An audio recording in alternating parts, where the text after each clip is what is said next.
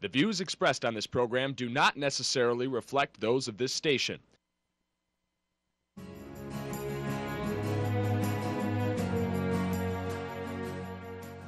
Welcome to Insights into Northeast Michigan, a WBKB News public affairs program.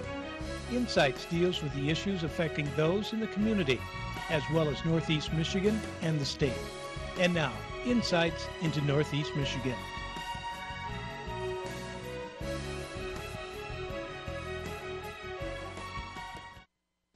Good morning, everyone, and welcome to Insights. For my first guest, I'm here with Stan Mishley, who's part of the Alpena Resource and Recovery Center. How are you doing today, Stan? I'm doing fine, thank you. Now, I understand you're having a bit of several issues right now with the recycling center. Is that true? Yes, we are. We're in a process of trying to do an education program with the people in Alpena Township to make sure that when they put their recyclables in the bins that we have throughout the county, that they put them in the right bins, and also they put the right material in the bins. What are some of the main problems that you're seeing right now? Some of our main problems that we're seeing in the plastics, people are putting all their plastics in the bins. What we need is if people would just turn over their plastics and look and see, they have a number on them, 1 and 2. That's the plastics that we need. People are putting in 3, 4, 5, 6, and 7. And we have to dispose of that, and when we have to dispose of it, it costs us lots of money. Last year we spent over $10,000 on material that people put in the bins that shouldn't have been put in. That's quite a bit of money to be spending. That's a lot of money. In the paper, we don't have too much of a problem, but we have problems with tissue paper, paper towels, stuff like that. That shouldn't go into the recycle bins. And then in the cardboard, we have problems with people putting pizza boxes. That's a favorite, pizza boxes. We can't use the pizza boxes because the pizza's in there, and they have a cover on them that's no good. And then all frozen and refrigerated boxes we can't use either. Now, no matter what the product is, whether it's plastic, cardboard, or paper, how can people tell what is acceptable to be recycled and what is not? Okay. We just redid a brochure that we have done right now, and I'm in the process of getting them on the websites in Alpena County. Right now there's one on alpenatownship.com, and you go to documents, and this brochure is on there. I plan on having it on the city's website, the county's website, Long Rapids Township, and Osneek Township in the near future. Now when that's up there, people will be able to go to those websites to do what? They'll be able to go to the website and access this brochure, and this brochure will tell them exactly where the bins are and what material we take and how to process the material. Now, why can't certain plastics or papers be recycled? Oh, they can be recycled, but 1s and 2s are mainly what they're taking right now. That's all they do is take 1s and 2s. Now, is that just here at our center, or is that nationwide? Well, that's pretty much statewide. They've got to work on some technology and get it better so that they can recycle and use 3, 4, 5, and 6. You can do it. You can recycle 2, 3, 4. I mean 3, 4, 5, and 6. But the problem is, right now there's no market for it, so you're actually losing money by recycling them. Okay. So with paper, what can't be recycled? With paper, we take newspaper and magazines, books, and we take the covers off the books and we put the books in. Like I said, tissue paper, your paper towels, that type of material, don't put it in. So what do you think the main problem is? Why is all of this stuff that can't be recycled getting mixed in with the recyclables? It's just a matter of education, I think. We have to educate the people. This is what we got to do. You know, they got to do it the right way. And now there has been, I would say, maybe I'm wrong, but over the past couple years, decade, there's been a real push to recycle more things. So you think maybe some of the problem is people still just aren't educated on the topic enough? That's the basic problem. People aren't educated. yes. How can we better educate people on recycling? Well, that's going to be our job in Alpena County by going on websites and just having meetings with people whenever we can, going to schools. It's great to go to schools and talk to kids because then kids go home and talk to their parents. So that's going to be one of our goals down the road. Have you been to any schools yet, or it's No, just... I haven't. I just started this program first of the year. Now, I know, like you said, here in Alpena County, we recycle. How many counties in the state of Michigan actually recycle? Right now, there's only about 25 counties in the state of Michigan that recycle. We're one of them. Last year, there was roughly $435 million wasted in recyclables that could have been recycled. And actually what that does is it helps create jobs. Mm-hmm. It's better for our environment, doesn't put stuff in our landfills, and it's a win-win situation for everybody. Do you know if there's a push statewide to get more counties involved in recycling? Yes, there is. The governor has started a program with the DEQ, and right now they meet in Lansing every once in a while, and their goal is by 2017 to 2018 to have 83 counties recycling. It's going to take money. It's going to take education. Mm-hmm. Now, here in the plant in Alpena, how many people do you have working for you? We have five full-time people and one part-time person. And they mainly, what is their main job throughout the day? That's mainly what their job out throughout the day is they handle recyclables. And like I said, everything at our facility is handled by hand. So everything that comes in has got to be handled by hand. So they sort through it manually and figure out? They sort through everything, yes. Yes. Now, what do you do? I know you said there's a lot of stuff that comes through that can't be recycled. So you dispose of it. Who do you send it to dispose of it? We send it to the landfill. We put it in a compactor. When we get a compactor full, we send it to the landfill.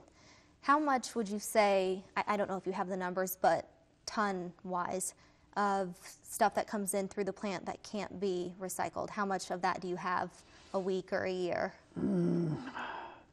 I can tell you that since 2011, since we've been recycling, we've recycled roughly 2,450 tons of material. I want to say probably half of that, or even more than half of that, probably has gone to the landfill, stuff that we can't use. Now, since you started, has that number, you said half goes to the landfill, but has that number gone down at all? It's gone down here in the last 6 months. I started doing some education, had some articles in the newspaper, and hopefully with this program it'll help a whole bunch out there. Now, do you plan on continuing to grow the recycling center? Yes, we are. The Recycle Board is going to meet next month in March, and we've got some plans, some drawings on tap where we're going to try and get a loan and get another building, make it more easier for people to recycle and more easier for our employees to load trucks and stuff like that. How many, I forgot to ask this a little bit earlier, but how many drop-off stations are there around town, and where can people find those? There are currently 9 drop-off stations. If you go to the brochure on the Alpena Township website, they'll tell you exactly where they're at. But mostly, everybody knows where they're at. Habitat and Neiman's is our big ones. We have one at Alpena High School, Alpena Township, all the outlying townships. And they bring, you have trucks go out there every day to those sites and bring in what they have, correct? They have a schedule that they work on, that they check them out every day, or check them out every 2 days. If they get full, then they bring them out to us and we process them. Okay. Well, I think recycling is very important for our town and even all across the nation. So I'm really excited that you're able to share all of this knowledge with me. And after this, when we come back after the break, Stan is actually going to take me out to the recycling center. So I'm very excited to actually see the plant and how it works. So stick around if you would like to come with me out to the plant and see how a day-to-day works at the recycling center. Welcome back to Insights, everyone. We are now standing outside here in front of the Alpena Resource Recovery Center, and Stan is going to kind of walk us through the process of what a day-to-day is like outside of here. So Stan, tell us, what is this building here? Well, this is an old building that was used years ago. A lot of people in Alpena know it's the old dumping ground, but we turned it into a recycle center. As you can see, we have a roll-off truck right here, and we have these roll-off trucks all around Alpena County, and Jules Disposal goes and picks them up and drop off the recyclables for us. We have 3 compartments in that truck. One compartment has got paper, one compartment's got plastic and cans, and the other compartment's got cardboard, and we process that stuff every day. So every day the trucks, they go out and they pick up the recyclables and then they bring them here? That's correct. They stationed all over Alpena County, and they pick them up and bring them here, and we process them. When you say you process them, what does that mean? Everything that comes in here is processed by hand. So every piece of paper, every plastic, every piece of cardboard has to be processed by hand. So how many workers do you have working here to do the processing? We have 5 full-time people and 1 part-time person. And so then, does it take them all day to process? Yes, this is a continuous operation. Okay. Can you walk us through kind of how they start processing? Yes, if you want to come on over here. Yeah, they drop it right here, and then we'll push it in, and then we'll start processing this paper. Now, is it difficult to do that with all different kinds of trash coming in together? Yes, yes. You can see like this here. This here is not paper. It's one of our problems. People that sort this have to sort that kind of stuff. So that's not considered paper, plastic, cardboard, anything? That's considered a cardboard, but it's in a paper bin. Okay, so the truck that just came in and dropped everything off was a paper truck? Yeah, well, like I said, he has paper, plastic, and cardboard in there. So then it's their job to sort between the paper, the plastic, and the cardboard? Yes. Okay. It's actually the people's job to make sure they put the paper in the right bin and the plastic in the right bin and cardboard in the right bin. But a lot of times does that all get mixed up and people don't sort it properly? Yes. Right.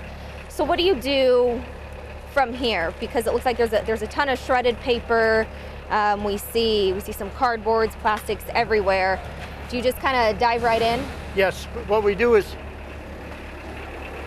these are called Gaylord boxes. Mm-hmm. We fill these boxes up, and then when we get so many, we ship them out to a broker, and the broker pays us for them. Okay. What do you put in there? We put just paper. Just paper? Paper, newspaper and paper. Okay. Now where do the plastics go? Well, we go next to the cardboards if you want. Okay. So it's a pretty small facility for everything you have to do. It is very small, yes. Does that make work difficult? It makes work difficult, and we have to keep up on it, because if we don't keep up on it, we get backed outside the door. And you can see we get the cardboard dropped right here. We have a vertical baler down there. Mm-hmm. Everything gets baled in the baler. I can take you down there and show you bale after. Yes. All this cardboard will go in the baler. It gets baled, and when we get enough bales, I call for a truck, and the truck comes and we load it, and we get money for it. How many bales before you call the truck to come pick it all up? With this paper right here, we probably have to do 32 bales, and they average about 1,000 pounds each. Wow.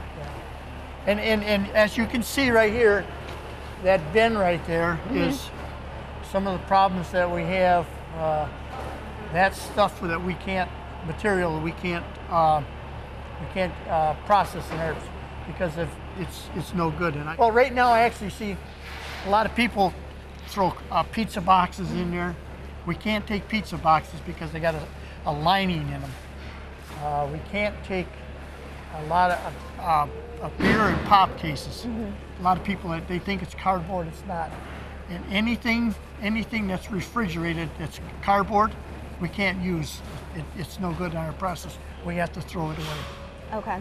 So this is just the cardboard pile here. This is just a cardboard pile here, yes. Now have all the recycling trucks come in today, or are more on their way to add to this pile? There's more to come yet.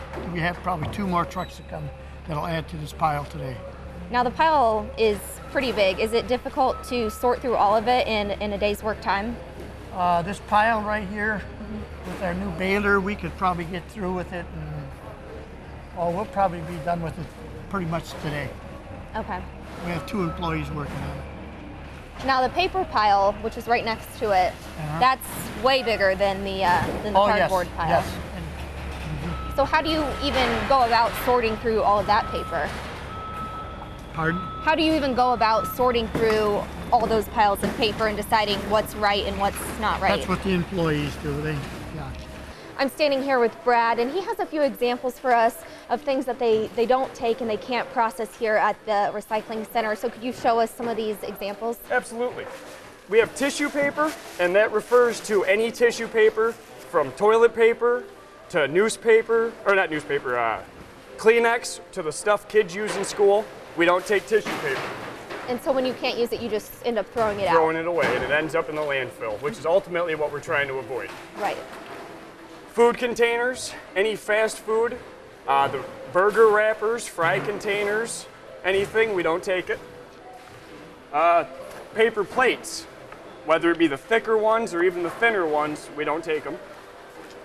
Frozen food or any kind of refrigerated food we don't take that. We get credit cards, that's a type of plastic we don't take. PVC piping. We only do plastics ones and twos, as I'm sure Stan already told you, but we still get every kind of plastic. Here's a 5, I do believe, yep, we don't take it. We even get food. Leftover looks like cookies or something. And just ends up in the garbage. So now these trucks, do they just spend most of the day brushing all of this stuff in, trying to keep it in one area? Yeah, but that's what we do, and then once he pushes it all in, he'll start sorting. Okay. He'll start sorting. How long does it normally take to get it all into this pile before you sort? Not very long. Not very long. This pile's been accumulating. No, but it was quite a ways way out here. We've been working on it. So is this just one day's worth of paper?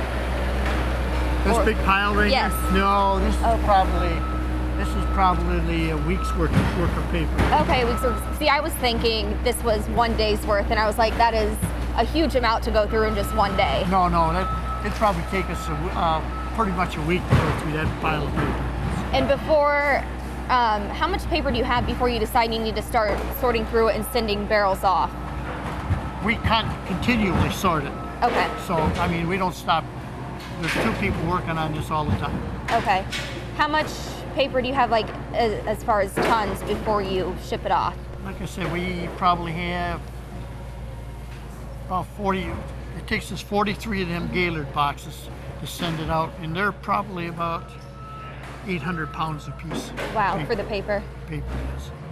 Stick around, because after the break, Stan is going to continue taking us on a tour of the Resource Center.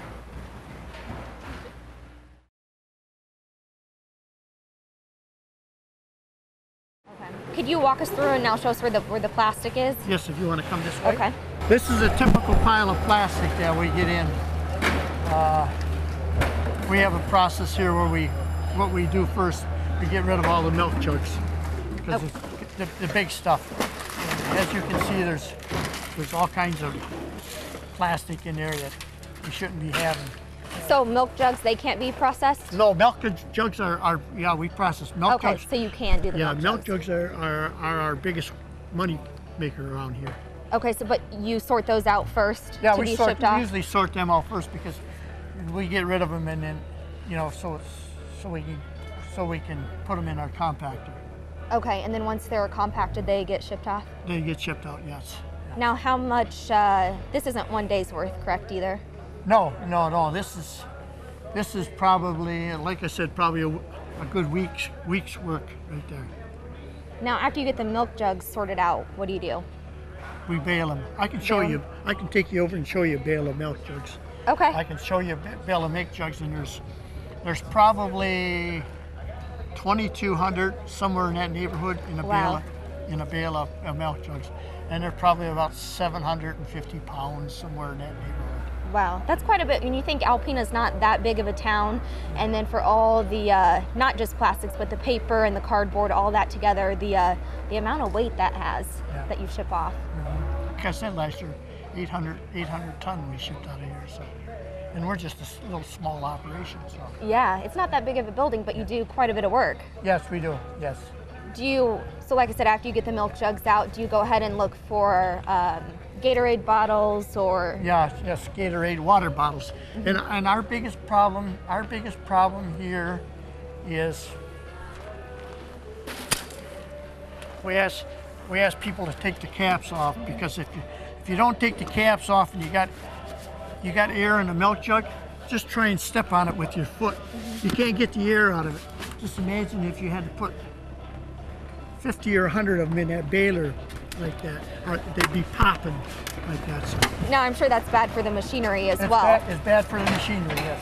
Have you ever had issues like that where the machinery has actually broken? No, we make sure all the caps are off. But that takes a lot of extra time, That I'm takes sure. all extra time, yes. If we could get all the milk jugs with all caps on, or the water bottles with all the caps on, it'd be an easy job here. And then people just give us stuff that they shouldn't give us. Do you think that's just because they're not aware of what they can give, or people just don't care? I think it's kind of 50-50. Some people are darn aware, and some people, they just try and get rid of their stuff. Now this is a bale right here of milk jugs. That have all been compacted down. Compacted down. Like I said, I know there's probably over 2,000 milk jugs there. Wow, it looks really neat how they're all pressed in there together. And these are all water bottles. And Now it doesn't matter that the paper wrappings on them, correct? yeah, we have to put actually cardboard on them otherwise they'd fall apart. Right, but like the labels. Oh, the labels are fine. Okay. Labels are fine. We don't have any problem with labels. When they get shipped off, will they take the labels off to sort them out then? No, they don't take the labels off. And then what are these in here? These are your number 2 plastics. These are like your Looks soap like- kind of stuff. Yeah, you can see some OxyClean, OxyClean, Tide, Folgers. your coffee cans, anything that's number 2 colored. What would you say out of the plastics, what is the one thing you get the most of? Number 1's the water jugs, the water bottles. That's what we get, and Gatorade bottles. Now when all of these barrels get shipped off, what happens to them? We ship them down to a processing plant. I work through a broker, and then they check everything out, make sure everything's what it's supposed to be, and then they cut a check and we get paid for it. And at those plants, do they then, is that where they then melt them down? Yes, that's where they melt them down. And see, And turn them into new plastics? Yes, certain plastics melt at certain temperatures. You can't mix this plastic with that plastic because of the temperature melt. This one melts at a different temperature, that one melts at a different temperature. Are these, since these look thicker, does it take a higher temperature to melt these down than the water bottles? I'm not sure. Okay. But I've got. But that's why they're sorted. Yeah, Okay. I've got some. I was just down at a trade show, and these milk jugs are being shipped up, and they're making patio furniture, Wow. outdoor furniture, all kinds of stuff with milk jugs right now. So it's not like they're just recycled and turned into more milk jugs. They could be turned into virtually anything. Yeah, they can be turned into. They're working the technology they're working on every day to figure out what they can do with this stuff. Now, over the years, have you seen more people start to recycle? Oh yes, we started recycling in 2011, and I want to say we've increased 20% each year so far. Wow. So since then, have you had to hire more people to help sort? Well, actually, we started out with 3 people, and then we've gone to 5 people. Yes, and we're growing. People are finally starting to think that they need to recycle. So we're looking to try and build another building out here. One of our big problems is shipping. We don't have a dock with a ramp, and we're trying to figure out ways that we can do that. Truckers here that we don't have a dock or a ramp, and they don't like to come in here because, you know, I don't use truckers. They like to zip in, get loaded, and zip out. That's where they make the money. Keep moving. Yeah, they keep moving. So how would the ramp help them then? Well, we'd have a ramp, and we'd be able to load it with a lift truck, and the process will only take like 15 minutes, and they can be out of here. Normally now when a truck comes in, it takes us hour and a half sometimes to load them up. So. Now you said you've seen more people starting to recycle over the years, but people even who don't recycle, they pay for that in their taxes, yes, correct? Yes, they do. Everybody, well, yes, they do. Yes, everybody pays $10 a year, and then, like I said, you can opt out if you want. Okay. But we're hoping people don't opt out. We're hoping more people recycle. Because it's a good thing. Yes, it is very good. Yes. And if you pay for it anyways, you would think, why not? Yes, yes. Well, Stan, I want to thank you so much for showing us around the building and kind of explaining how it works and what happens to all of our products when we recycle them. Well, thank you very much. And be sure to tune in next week for another episode of Insights. Insights into Northeast Michigan is produced by WBKB News. If you have any comments, suggestions, or topics you would like to see on a future show, please email WBKB News. This has been a production of Thunder Bay Broadcasting Corporation. All rights reserved.